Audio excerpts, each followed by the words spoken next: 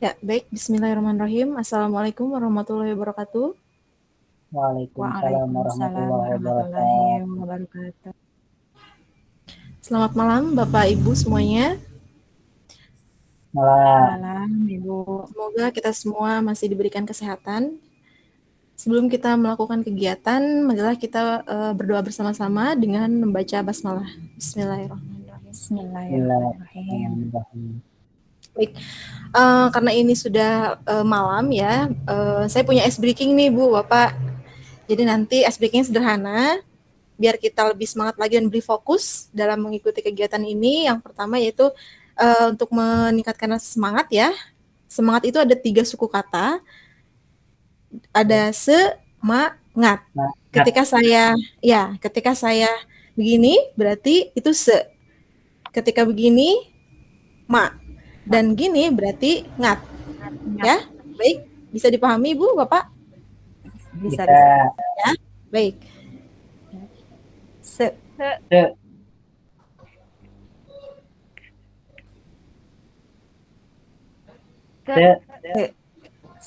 Ma. Ngat. Se.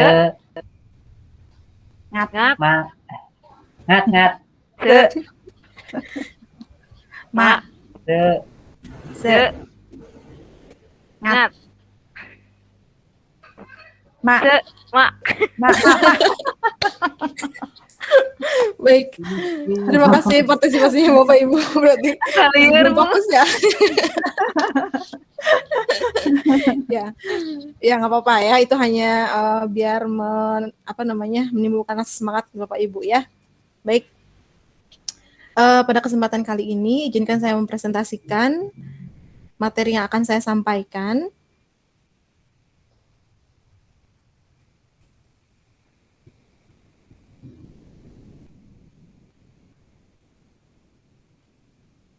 Ya, kali ini saya akan menyampaikan mengenai prinsip assessment.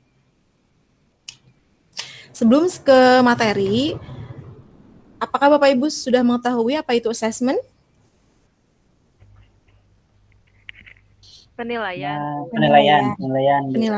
betul. Pengukuran, iya betul. Iya, evaluasi. Betul ya, evaluasi istilahnya banyak ya, ada yang evaluasi, penilaian atau pengukuran, yang pastinya penilaian untuk yang digunakan untuk mengukur kemampuan peserta didik ya. Ya, baik. Yang saya akan sampaikan di sini prinsip dari assessment itu sendiri. Ada 5 prinsip assessment yang akan saya sampaikan. Yang ketika kita akan melakukan assessment, kita harus berdasarkan 5 prinsip yang harus ditetapkan ya. Yang pertama yaitu assessment merupakan bagian terpadu dari proses pelayanan, memfasilitasi pelayanan, menyediakan informasi sebagai umpan balik untuk guru, peserta didik, dan orang tua. Nah, dari prinsip yang pertama ini bahwa menjelaskan assessment itu merupakan bagian dari proses pelayanan ya. Jadi intinya assessment ini adalah bagian yang ada di dalam proses pelayanan yang akan kita lakukan nanti dalam layanan BK tentunya ya. Assessment ini juga menyediakan informasi kepada kita khususnya untuk guru sebagai umpan balik gitu ya. Kemudian yang kedua, prinsip yang kedua yaitu assessment perlu dirancang dan dilakukan sesuai dengan tujuan. Nah, untuk prinsip yang kedua, yang ini assessment yang akan kita rancang itu harus dirancang sesuai dengan tujuan yang akan kita lakukan. Nah, maksudnya di sini karena kita kan acuannya kepada capaian pelayanan, sehingga assessment yang akan kita lakukan itu harus acuannya terhadap capaian apa yang akan kita lakukan gitu ya. Jadi harus bertolak kepada capaian pelayanan yang akan kita lakukan. Kemudian prinsip yang ketiga yaitu assessment dirancang secara adil, valid, dan dapat dipercaya memberikan informasi yang kaya bagi guru, peserta didik, dan orang tua mengenai kemajuan dan pencapaian pelayanan serta keputusan tentang langkah selanjutnya. Nah, untuk prinsip yang ketiga ini, maksudnya adalah asesmen ini dirancang secara adil, dalam artian kita tidak bisa berat sebelah atau timpang ya. Jadi asesmen yang kita lakukan itu tidak boleh memihak terhadap salah satu peserta didik atau misalnya dalam artian kita harus adil ya, jadi harus seimbang gitu ya. Jadi jangan sampai kita memihak ke salah satu peserta didik, dan juga harus valid dan dapat dipercaya. Dan juga dari hasil asesmen yang kita lakukan itu harus memberikan informasi yang kaya bagi guru, jadi dijadikan sebagai acuan untuk melakukan proses selanjutnya. Tuh, ya Bu ya. Kemudian selanjutnya prinsip yang keempat yaitu asesmen sebaiknya meliputi berbagai bentuk tugas, instrumen, dan teknik yang sesuai dengan tujuan pelayanan yang ditargetkan. Nah, karena asesmen ini tadi merupakan sebuah penilaian atau evaluasi, maka asesmen ini harus dibuat berdasarkan berbagai bentuk tugas atau instrumen. Misalnya di situ ada dengan melakukan observasi ataupun tes bakat, minat, dan sebagainya. Jadi instrumen yang kita buat itu harus berbagai macam instrumen yang ada itu harus bervariatif ya, sesuai dengan tujuan pelayanan yang akan ditargetkan tadi. Untuk asesmen yang terakhir atau prinsip yang terakhir yaitu laporan kemajuan belajar dan pencapaian peserta didik bersifat sederhana dan informatif, memberikan informasi yang bermanfaat untuk peserta didik dan orang tua, dan data yang berguna untuk penjaminan dan peningkatan mutu pelayanan. Nah, untuk prinsip yang kelima ini, maksudnya adalah dari asesmen yang sudah kita buat, itu nanti akan dituangkan dalam sebuah laporan kemajuan perkembangan peserta didik kita. Nah, laporan dari hasil asesmen itu harus dituangkan dengan sederhana dan informatif, memberikan informasi perkembangan peserta didik gitu ya.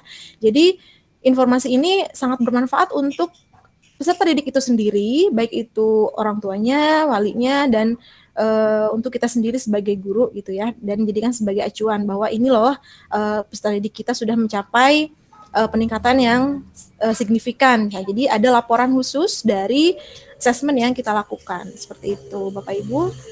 Itulah kelima prinsip asesmen yang bisa saya sampaikan. Silakan barangkali ada yang mau ditanyakan. Boleh Bu, saya mau bertanya. Ya, silakan Pak Helmi. Ini Bu, terkait kan tadi sudah disebutkan prinsip-prinsip asesmen. Yang masih saya belum paham itu dalam menyusun asesmen itu langkah-langkahnya bagaimana Bu? Langkah-langkah dalam menyusun asesmen ya Pak ya? Ya Bu. Ya, baik Pak. Terima kasih atas pertanyaannya. Langsung saja dijawab mungkin ya Pak ya. Jadi untuk asesmen itu kan sebetulnya ada 3 ya proses asesmen itu.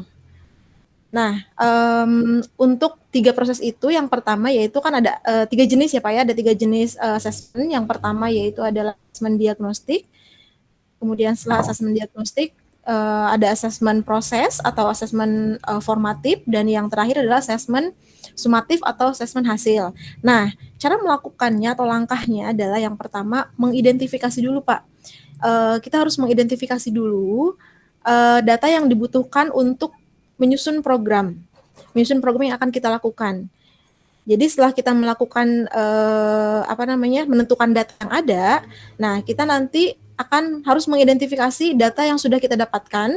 Kemudian data tersebut itu berupa misalnya hasil permasalahan, misalnya prestasi peserta didik, harapan orang tua, dan lain-lain. Nah, nanti dari data yang sudah kita dapatkan diidentifikasi terlebih dahulu.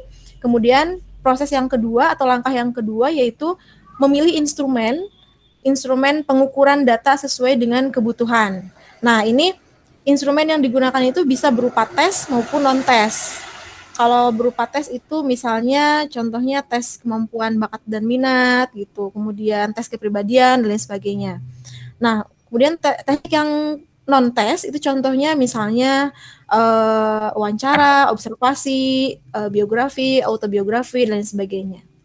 Mungkin itu Pak, ada 2 langkah ya, 2 langkah dalam menyusun asesmen. Yang pertama identifikasi dan yang keduanya adalah memilih instrumen yang tepat. Terima kasih Pak atas pertanyaannya. Bisa dipahami Pak? Alhamdulillah bisa Bu, jelas sekali Bu.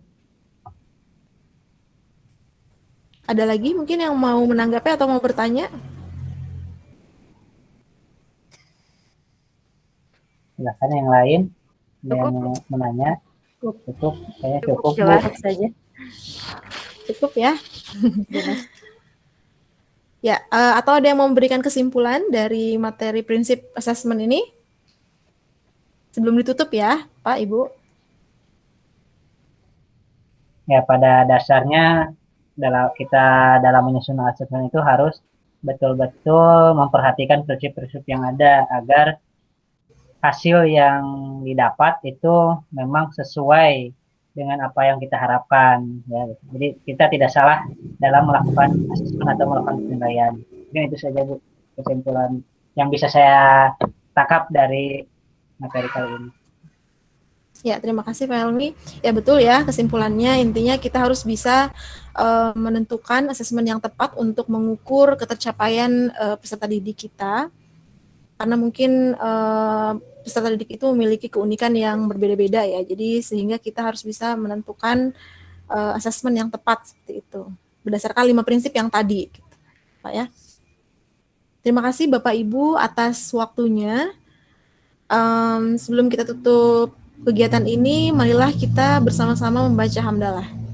Alhamdulillahirrahmanirrahim. Mohon maaf dari saya apabila ada kesalahan kata. Billahi taufiq wal hidayah. Wassalamualaikum warahmatullahi wabarakatuh. Waalaikumsalam warahmatullahi wabarakatuh.